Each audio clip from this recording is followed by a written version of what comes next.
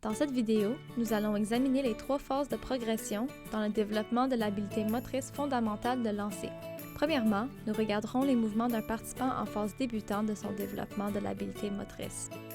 Deuxièmement, nous examinerons les mouvements associés avec le stade de développement intermédiaire. Et enfin, nous regarderons les mouvements associés à la phase avancée de développement de l'habileté motrice. Avec un participant en phase débutante de l'exécution ou l'application de l'habileté, voici les qualités que vous allez probablement observer. Peu ou aucun transfert de poids vers la cible. Les orteils ne sont pas pointés vers celle-ci. Le bras s'éloigne du corps ou se balance à travers le corps durant le lancer. Le ballon est relâché à des points inconstants du mouvement de lancer, parfois trop tôt, parfois trop tard.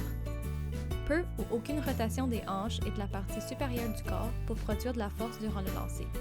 La tête est haute et le regard est généralement orienté sur la cible. Avec un participant en phase intermédiaire de l'exécution ou l'application de l'habileté, voici les qualités que vous allez probablement observer. Plus souvent, le pas vers la cible se fait avec la jambe opposée au bras qui lance.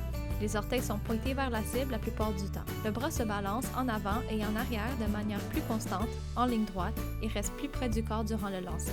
Le point de relâche devient plus constant. Le ballon suit la trajectoire souhaitée. On observe un peu de rotation des hanches et du tronc pour produire de la force durant le lancer. La tête est haute et le regard est orienté sur la cible sur la durée du mouvement. Avec un participant en phase avancée de l'exécution ou l'application de l'habileté, voici les qualités que vous allez probablement observer. Le transfert de poids sur la jambe opposée au bras qui lance est constant et automatique. Les orteils sont pointés constamment vers la cible. La vitesse du mouvement du bras change en fonction de la force requise pour frapper les cibles plus proches ou plus éloignées. Un point de relâche constant. Le ballon suit la trajectoire souhaitée. Une exécution cohérente du mouvement avec la rotation des hanches en premier, suivie par la rotation de la partie supérieure du corps durant le lancer. La tête est haute et le regard est orienté sur la cible même quand le récepteur se déplace.